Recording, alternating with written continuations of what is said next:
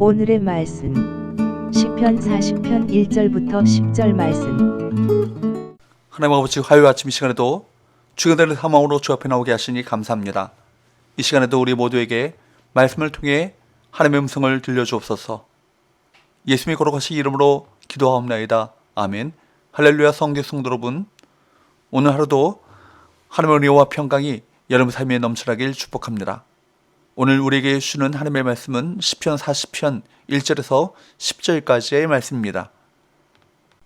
우리가 살아가면서 웅덩이와 수렁에 빠진 듯한 일을 경험할 수 있습니다. 그런데 이것은 우리가 예측할 수 없습니다.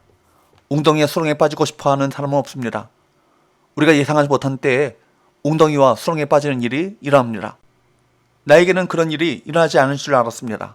그런데 자신이 전혀 예상치 못한 일이 갑자기 닥칠 때가 있죠. 여러 가지 문제가 복합적으로 밀려올 때도 있습니다. 이것이 바로 웅덩이와 수렁인 것입니다. 여러분, 웅덩이와 수렁에 빠지면 스스로 헤어나올 수 없습니다.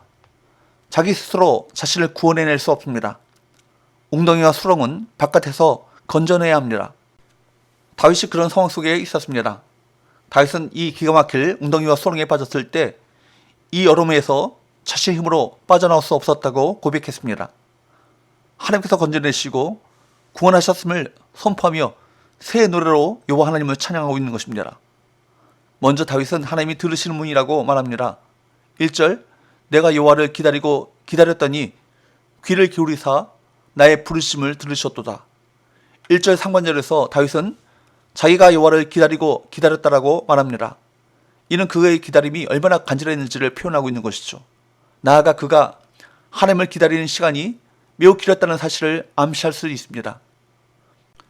다윗은 과거에 하나님께 구원받은 경험을 노래하고 있습니다.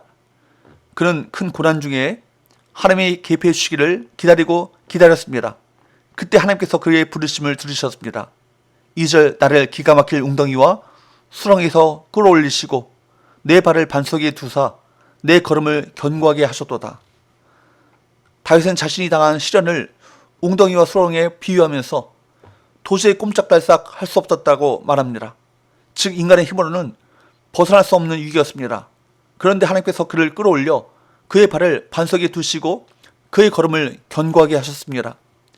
하나님은 우리를 죄의 수렁에서 은혜로 건져주시고 견고한 반석 위에 두셨습니다. 그래서 다윗은 하나님을 찬양합니다.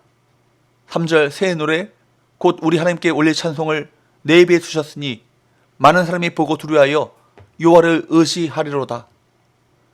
다윗은 하나님이 자신의 입에 새 노래를 두셨다고 찬양합니다. 이것은 마음의 풍성한 행복과 말할 수 없는 기쁨이 넘쳐 새 찬송을 부르게 되었다는 말입니다. 이 공개적인 찬송을 통해 많은 사람이 하나님의 행사를 보고 두려워하며 의지하게 되었습니다. 하나님은 우리 입에도 새 노래를 주십니다. 우리는 구원의 은총에 감격하여 하나님을 찬송하고 은혜를 선포해야 할 것입니다. 이어지는 진술에서 다윗은 복 있는 삶에 대해서 증언합니다. 4절, 여호와를 의지하고 교만한 자와 거짓에 치우치는 자를 돌아보지 아니하는 자는 복이 있도다. 많은 사람들이 하나님께 부르짖다가 낙심합니다. 그래서 주변의 교만한 사람들, 거짓에 치우치는 자들의 말에 현혹되기도 하죠. 그러나 하나님께서는 우리가 부르짖을 때 우리에게 귀를 기울이십니다.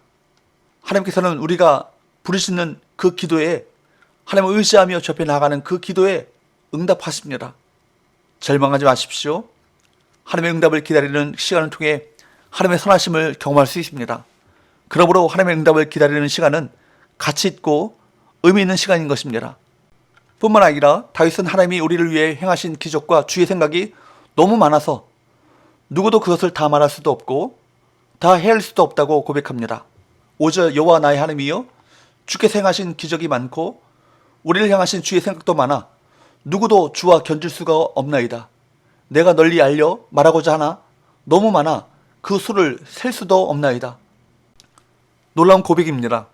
기도한 대로 응답되지 않은 것 같고 하나님께서 내 기도를 들으시지 않으신 것처럼 보이지만 지치지 않고 하나님의 응답을 기다리는 사람은 마침내 하나님께서 행하시는 기적을 경험할 것입니다. 뿐만 아니라 다윗은 우리를 향하신 주의 생각도 많아 누구도 주와 견줄 수가 없나이다 라고 표현했습니다. 하나님께서는 우리를 위해 늘 생각하십니다. 하나님께서는 우리를 잊지 않으십니다. 여기서 생각이란 말은 계획, 섭리라는 말로 바꿀 수 있습니다. 하나님께서는 우리를 향한 많은 계획을 가지고 계십니다. 하나님께서는 우리를 위해 놀라운 섭리, 한치 오차도 없는 그 놀라운 섭리를 행하십니다. 오늘도 하나님께서는 당신을 의지하는 자에게 풍성한 은혜와 놀라운 섭리를 가지고 계십니다. 하나님께서 베푸시는 선한 은혜를 기억하여 찬송이 끊이지 않는 삶을 살아가게 되기를 축복합니다. 다윗은 이제 하나님의 뜻을 행하는 일에 전적으로 헌신합니다. 6절 주께서 내 귀를 통하여 내게 들려주시기를 제사와 예물을 기뻐하지 아니하시며 번제와 속죄제를 요구하지 아니하신다 하신지라. 여기 하나님께서 제사와 예물을 기뻐하지 않으신다는 말은 제사를 무시하는 발언이 아니라 하나님께서 제사보다 순종을 더 기뻐하시기에 순종을 택하겠다라는 자발적인 다짐인 것입니다. 우리는 하나님의 말씀이 요구하는 것을 행해야 할 것입니다.